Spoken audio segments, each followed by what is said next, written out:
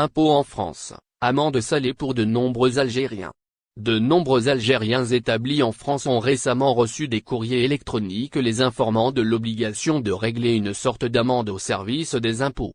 Cette situation concerne aussi bien des particuliers que des professionnels.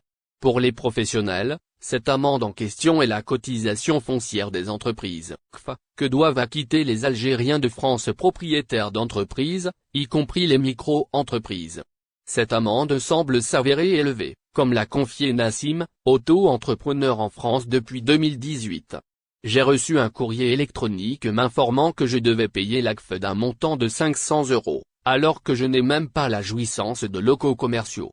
J'ai seulement une boîte aux lettres à ma disposition. Mes amis réalisant des chiffres d'affaires similaires aux miens ont reçu des factures maximales de 80 € de CFA, s'indigne le jeune homme.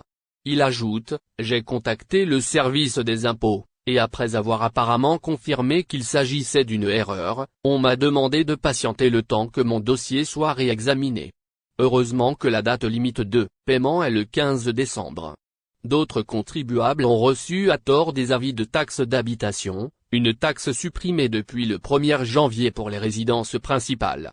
La Direction générale des finances publiques, DGFiP, a averti de cette situation, expliquant que cela pouvait résulter de la présence de deux adresses connues pour les contribuables sur la plateforme impôts.gouv.fr. Par erreur, l'administration fiscale a pu considérer ces adresses comme des résidences secondaires, pour lesquelles la taxe d'habitation demeure due.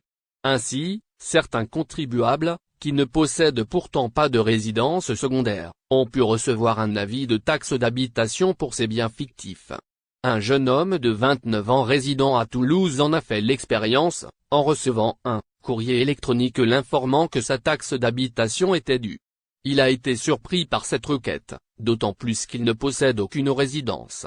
Le montant de 1 500 € de taxes réclamées équivaut à 2 mois de loyer pour lui. Cette situation illustre une probable erreur de l'administration fiscale. La DGFiP n'a pas encore communiqué le nombre de personnes concernées par cette situation, malgré la sollicitation du journal Le Parisien. Toutefois, elle a rassuré que si l'erreur est confirmée, vous serez bien entendu exonéré et invite les personnes concernées à se signaler auprès de l'administration fiscale. Pour les contribuables devant s'acquitter de la taxe d'habitation, les avis sont disponibles en ligne depuis le mardi pour les contribuables non mensualisés et à partir du 20 novembre pour les autres. La date limite de paiement pour la taxe d'habitation est pour l'ACF le 15